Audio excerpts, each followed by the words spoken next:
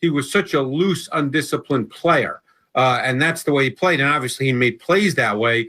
But I remember coaches, and again, now it comes down to individual coaches and how they see their offense. But there were coaches who told me, I'm just not sure after I work 16, 18 hours a day and get to Sunday that he's going to run the offense.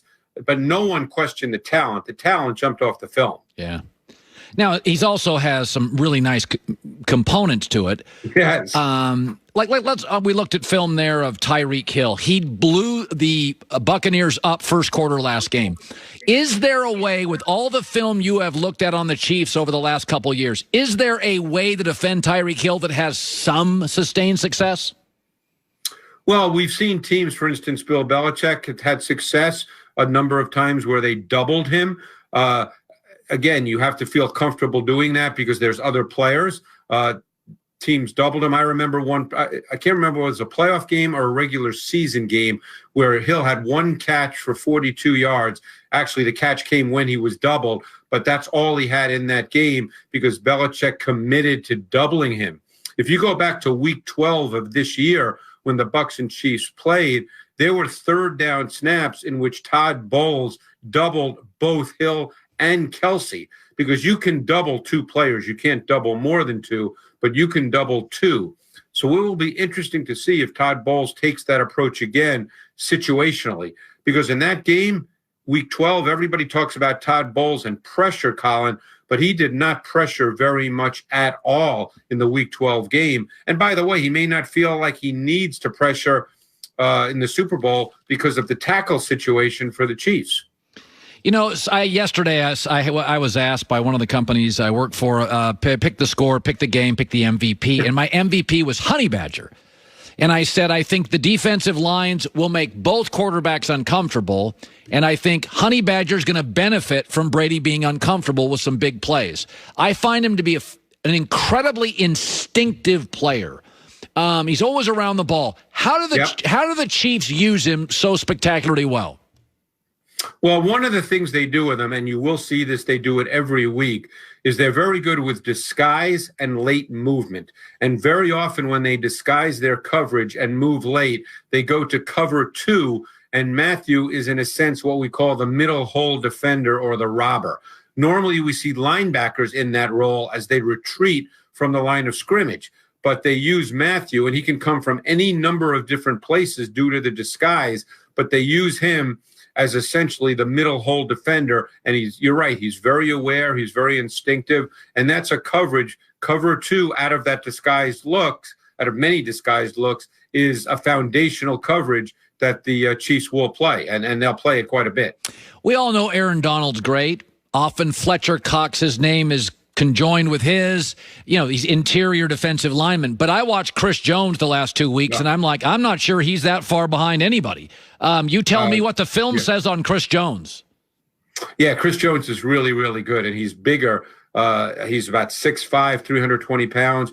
And I think what you're going to see, and this is something Steve Spagnuolo is very good at, is based on his multiple front looks, he's going to create one-on-ones for Chris Jones against offensive guards. And that, to me, is a potential favorable matchup. It is a favorable matchup for the Chiefs because the interior of the Bucs O-line has been a little erratic throughout the season.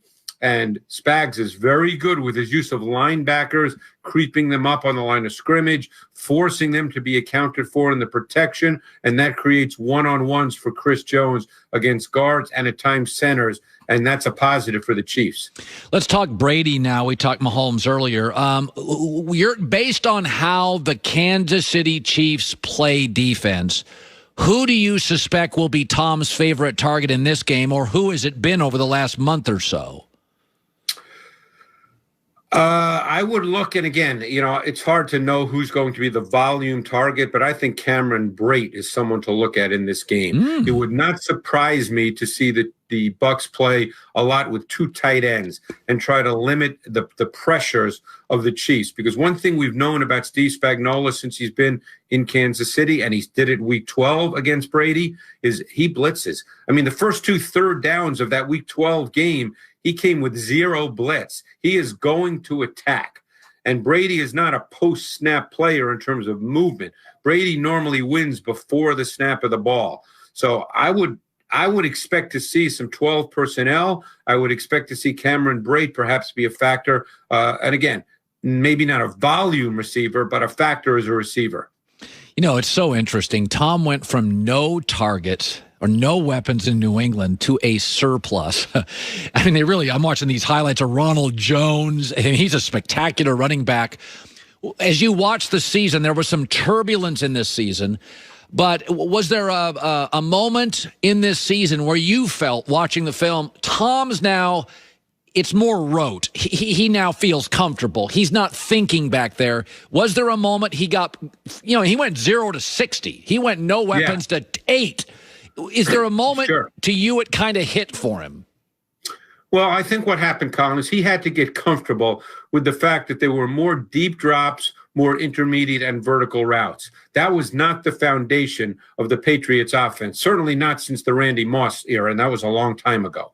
And that was only a couple of years. He was used to getting the ball out quick. He was used to choice routes, option routes, pivot routes, whip routes, things where the ball came out quick. He had to get used to a different kind of offensive approach. And by the way, when you throw the ball further down the field, obviously your protection has to be better. And so he had to get used to that as well, because he got hit a bit more this year. There were games where the offensive line was not real strong. Look, even in games in which they win, the Packers hit him a lot in the NFC Championship game. So I think he just had to get used to a different style, a different approach, and the fact that the ball was not going to get out as quick. I want to go to your big play of the week. These two teams played in Week 12. Take us to your big play, the design, the schematics of it. Well, let's just start with the fact that I mentioned that they'll have to handle blitz. But obviously the Chiefs will not blitz on every snap. And when they don't blitz, I think that's when you have to be able to make some big plays in the passing game. And I mentioned the 12 personnel, meaning 1 back and 2 tight ends. I think you'll see that. So let's go to this play. This was a 48-yard completion to Rob Gronkowski, who has not been a big factor in the passing game since this game. Yeah. But this play was very interesting because, as I said, it came against zone coverage with no blitz. And what you're going to see here is Tom Brady under center, and he still plays under center. And this is going to be what we call a flood concept, a 3-level stretch. Mike Evans will run the vertical route. Rob Gronkowski will run the intermediate route from the other side, a crosser. And Leonard Fournette from the backfield will run a flat route. And it's 3 levels, short, intermediate, deep. It's a flood concept. The Chiefs run it a lot, by the way. And what you're going to see is the 2 safeties here, they will spin. Matthew will go more into the deep middle, and Sorensen will drop and essentially become a flat defender in cover 3. So watch Gronkowski. He gets a free release, and he's going to run his crossing route. Now what happens here is Evans lifts the corner, because the corner in cover 3 has to run with Evans. So he lifts the corner. And then you have Sorensen, who's going to play in the flat. And his eyes are certainly not on the other side of the formation for Gronkowski running the crosser. So it's beautifully designed. This is a cover 3 beater concept. It's a great route against cover 3. It's a great route against cover 4 as well. But it's a zone beater. And it'll be interesting to see if they can attack when they get zone coverage without blitz. Greg Cosell, 40 years plus at NFL Films. Can't wait. Good talking to you, Greg. Thanks, Colin. Appreciate it. Yeah, that Week 12 game, we were just watching the highlights. There were a lot of big plays in that game. There were a lot of spectacular plays. If you just take these two teams and if you made a Pro Bowl team, just an offensive Pro Bowl team out of these teams, it could take on any Pro Bowl team in the league. I mean, seriously. Your wide receivers would be Tyreek Hill, Mike Evans, Antonio Brown. Chris Godwin. And then you go tight end, you'd go Travis Kelce. Your blocking tight end would be Gronk. Brady'd be your backup quarterback. Your running backs would be, it's just hilarious. Their offensive lines. It's just we got the right 2 teams here. That's my point. We got the right 2 teams. I'm watching these highlights, and I'm like, God, the talent is insane. Ronald Jones, he's like a forgotten guy. He's been unbelievable when he's healthy for Tampa this year. Stephon Diggs will show up today. Ryan Fitzpatrick of Miami's here. So is Russell Wilson. Everybody knows that Valentine's is not just about the day. It's a wow factor. Make it count.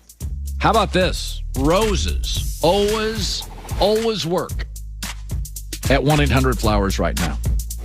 Right now, 18 red roses, $39.99. Or upgrade to 24 red roses for just $10 more. Bouquets are limited. Lock in your order today.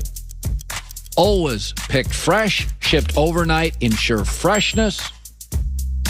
Real easy this time. 18 red roses for $39.99.